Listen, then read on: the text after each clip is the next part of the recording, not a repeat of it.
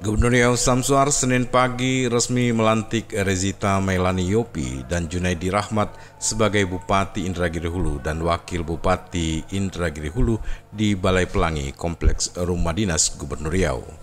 Dalam amanatnya, Gubernur mengatakan bahwa penetapan Bupati Inhu terpilih 2001-2006 telah berdasarkan keputusan Menteri Dalam Negeri nomor 131.14.1305 tahun 2021. Dalam kesempatan itu, Gubernur berpesan agar Bupati dan Wakil Bupati terpilih dapat merangkul seluruh kalangan masyarakat serta melakukan koordinasi yang baik bersama DPRD, Forum Koordinasi Pimpinan Daerah Kabupaten Indragiri Hulu, serta semua pihak.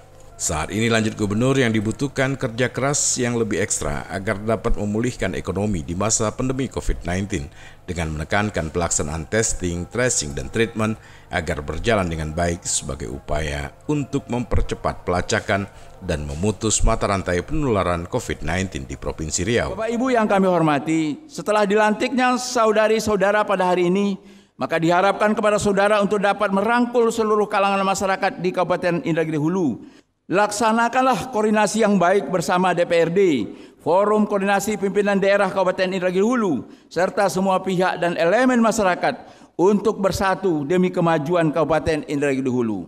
Mari kita melangkah bersama untuk membangun Kabupaten Indragiri Hulu dan Provinsi Riau lebih maju dengan mewujudkan janji-janji politik dalam kampanye yang lalu untuk mencapai kesejahteraan masyarakat di Kabupaten Indragiri Hulu. Mari kita bersinergi membangun daerah ini dengan memanfaatkan segala potensi yang ada di Kabupaten Indragiri Hulu.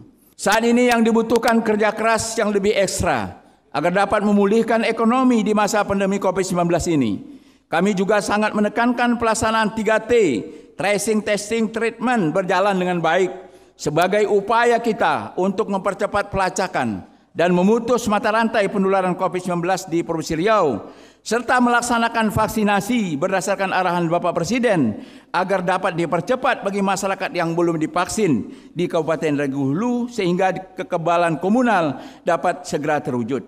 Di samping itu, musim kemarau telah tiba. Mari kita jaga bersama daerah ini agar tidak terjadinya kebakaran hutan dan lahan. Turut hadir dalam kesempatan tersebut Wakil Gubernur Riau Edi Natar Nasution, Forum Koordinasi Pimpinan Daerah Provinsi Riau, Gubernur Riau pada masanya Anas Makmun, PJ Sekda Prof Riau Nasrul Kasmi, PJ Bupati Indragiri Hulu Khairul Rizki, dan tamu undangan lainnya.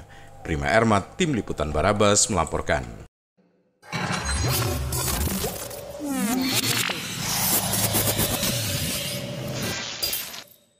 20 unit halte Transmetro Pekanbaru kini dalam tahap perbaikan.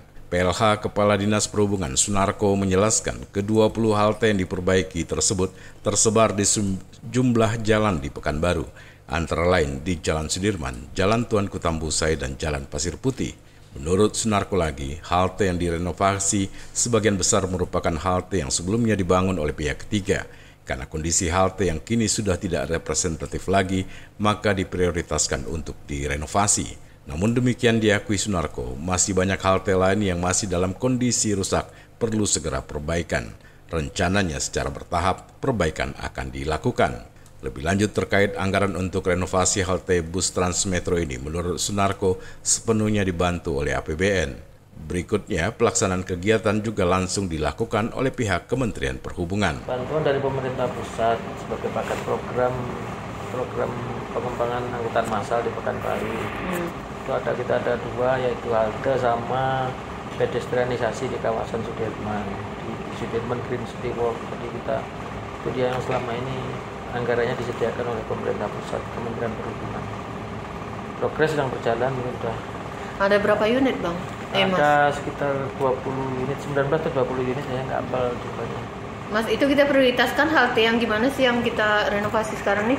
Ya, mungkin halte-halte yang selama ini sudah mulai berkurang kualitasnya, ya kita perbaiki lah, kita menggantikan aset-aset yang lama.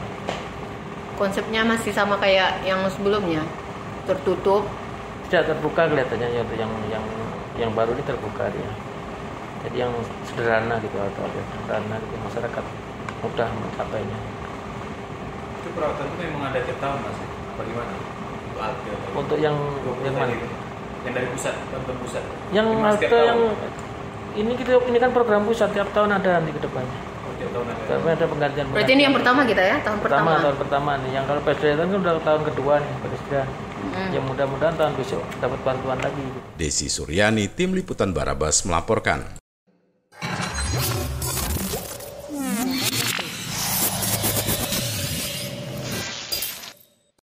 Pelayanan vaksinasi COVID-19 melalui bus vaksin keliling sejak akhir bulan ini dibatasi hanya 20 vial per hari atau untuk 200 orang.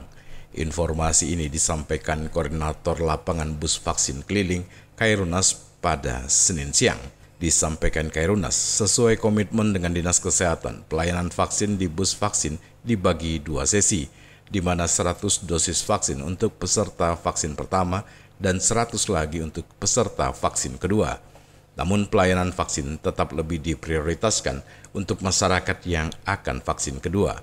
Pertimbangannya karena peserta vaksin kedua memang sudah jadwalnya untuk segera divaksin. Bila tidak segera divaksin, maka vaksin pertamanya akan sia-sia. Lebih lanjut, agar tidak terjadi penumpukan masyarakat di area vaksinasi, panitia menurut Khairunas juga sudah mengatur jadwal pelayanan vaksin kedua dari pagi sampai habis zuhur. Selanjutnya disambung pelayanan vaksin pertama sampai jam 4 sore. Tadi kami 200 habis. Jadi makanya masyarakat tuh mau mengejar ke bus vaksin. Nah saat ini kenapa kami batasi mereka dengan vaksin dengan 100 pertama, 100 dan kedua? Karena tanggal 28 Mei kemarin itu kan udah jatuh tempo mereka untuk vaksin kedua. Nah kita prioritaskan pada mereka untuk vaksin kedua. Kita bukan tidak melayani vaksin pertama, kita layani. Nah, cuma kan miskomunikasi mereka dengan ini tidak ada dengan kami. Seharusnya mereka bertanya dulu. Nah, makanya saya bikin dalam grup itu kami bukan tidak melayani, kami melayani vaksin pertama. Tapi kami tetap memprioritaskan vaksin kedua. Berapapun ada vaksin kedua itu. 50, 100 gitu. Satu bus berapa vaksin? 200 orang. Untuk 200 orang. 20 pial. Iya, 20 pial. Jadi kami bagi 10 pial untuk vaksin pertama, 10 pial untuk vaksin kedua. Nah, kadang-kadang vaksin kedua ini hanya 70, berarti sisanya 30 kita kasih ke vaksin pertama. Nah, gitu. Pak, kalau jamnya untuk yang datang untuk vaksin pertama ada kita batasi juga? Kami supaya jangan menumpuk, kami batasi. Pagi vaksin kedua sampai zuhur jam 12. Setelah itu vaksin pertama. Siap makan itu supaya jangan menumpuk. Nah, kita kan penumpukan sekarang ini kan yang menjadi ribet kita itu kan tergantung vaksin pertama ini. Mereka mendesak semuanya. Sementara kami dari awal kami kasih tahu, kalau hari ini tidak mencukupi, besok kami jadwalkan kembali. Sekarang ini di air dingin, melebihi kuota, kami jadwal besok. Jadi jangan takut tidak dapat vaksin, selagi vaksin masih ada disediakan oleh Dinas Kesehatan. Diakui Khairunas juga, banyak masyarakat yang mendaftar via bus vaksin cukup membuat pihaknya kewalahan, karena persediaan vaksin tidak bisa ditambah begitu saja. Kondisi ini yang kadang tidak bisa diterima oleh masyarakat serta aparatur setempat. Solusinya, Khairunas memastikan akan kembali mendatangkan bus vaksin ke tempat yang sama jika memang masyarakat masih banyak yang ingin divaksin. Sejauh ini, lanjut Khairunas, dari hasil evaluasi di lapangan, banyak masyarakat yang lebih memilih vaksin melalui bus vaksin dibandingkan dengan datang ke fasilitas layanan kesehatan, karena di bus vaksin tidak terlalu ramai, lebih mudah dijangkau. Desi Suryani, Tim Liputan Barabas melaporkan.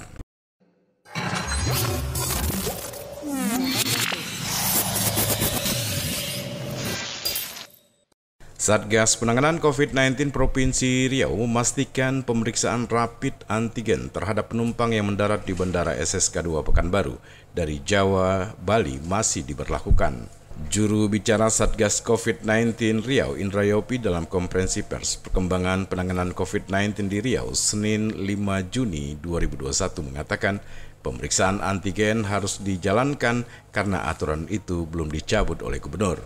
Lebih lanjut, Yopi menegaskan sejauh ini Pemprov Riau melalui Gubernur Riau sudah menyampaikan surat resmi ke pihak pengelola Bandara SSK2 agar melakukan pemeriksaan rapid antigen terhadap penumpang yang baru datang di Bandara SSK2 Pekanbaru dari Pulau Jawa dan Bali. Jika hasil pemeriksaan rapid antigen penumpang tersebut reaktif, maka penumpang tersebut langsung dibawa untuk dilakukan isolasi di Asrama Haji Riau, Jalan Mekarsari. Mereka akan menjalani isolasi mandiri sampai hasil swab PCR keluar.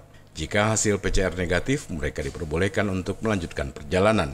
Namun jika hasil PCR positif, maka yang bersangkutan harus menjalani isolasi selama 14 hari sebelum menuju ke lokasi tujuan.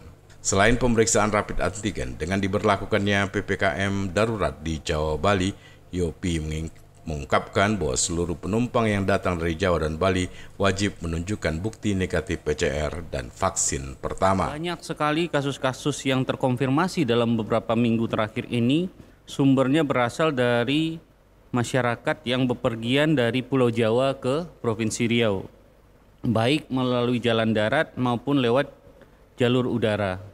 Hal ini menambah keyakinan dari Satgas Provinsi Riau untuk lebih meningkatkan screening utama terutama di Bandar Udara Sultan Syarif Qasim II.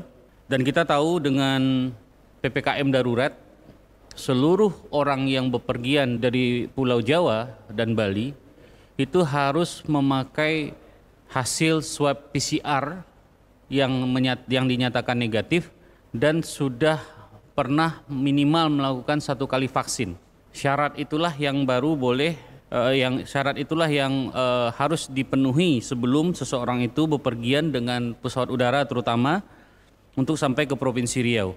Kemudian nanti begitu mereka mendarat, sesuai dengan instruksi dari Gubernur, penumpang yang walaupun sudah membawa hasil PCR yang negatif tetap dilakukan pemeriksaan swab antigen.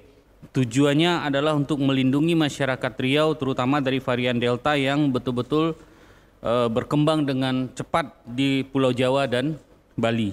Hal ini menjadi gambaran juga buat kita untuk mewaspadai walaupun hasil dari mutasi dengan pemeriksaan whole genome sequencing belum terbukti ada kasus Delta di Provinsi Riau, tetapi melihat dari kecenderungan peningkatan dan penyebaran yang luar biasa, kemungkinan besar mutasi itu sudah ada di kita, tapi belum bisa kita periksa satu persatu karena memang kita tidak punya alat untuk memeriksa whole genome sequencing. Prima Ermat, Tim Liputan Barabas melaporkan.